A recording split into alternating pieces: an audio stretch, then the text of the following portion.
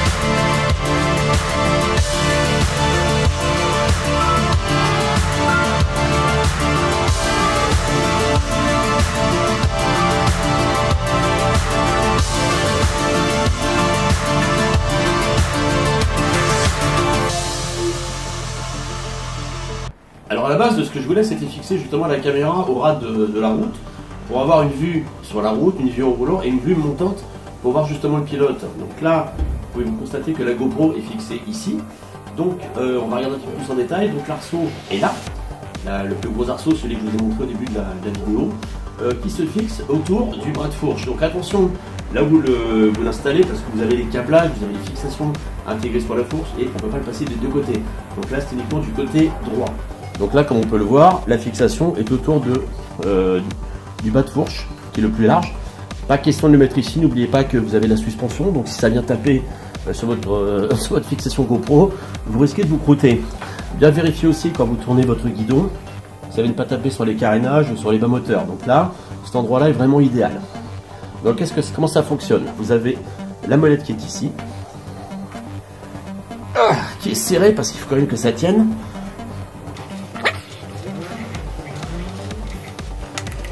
Une fois que vous avez fini de dévisser, vous tirez et votre fixation s'enlève tout simplement. Et voilà.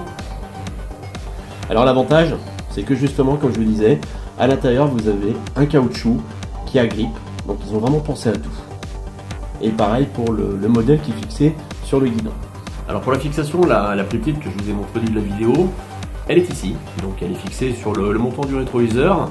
Et comme pour l'autre, il y a un petit plus, c'est la petite languette que vous avez sur le côté qui permet de pivoter. Donc on entend le petit cran, donc il y a une sécurité. Donc permet de pivoter en fait l'axe. Hop, voilà, comme à votre convenance tout simplement quoi.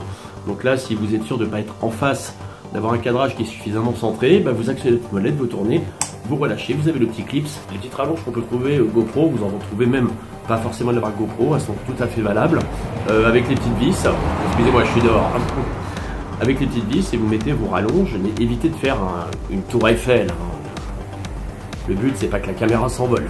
Pour la grosse bague de fixation donc, qu'on met ce que j'ai mis sur la fourche, vous avez donc le caoutchouc intérieur qui agrippe. Mais si vous avez un tube plus petit, mais qui soit trop gros qu'un rétroviseur, vous avez le caoutchouc qui est vendu avec. Le caoutchouc, c'est ça, on le fait comment? On l'insère là, et voilà. Démonter la fixation du rétroviseur. Alors vous dites pareil, quand même, souvent le tube du rétroviseur, le tube du guidon, c'est peut-être pas la même taille. Et bien GoPro a pensé à tout, parce que c'est comme pour la grosse fixation de la fourche. C'est vendu avec deux caoutchoucs différents. Donc je vais enlever celui qui était fixé. Donc vous avez un caoutchouc d'une taille un peu importante et vous avez un intermédiaire. Très bonne qualité qui accroche.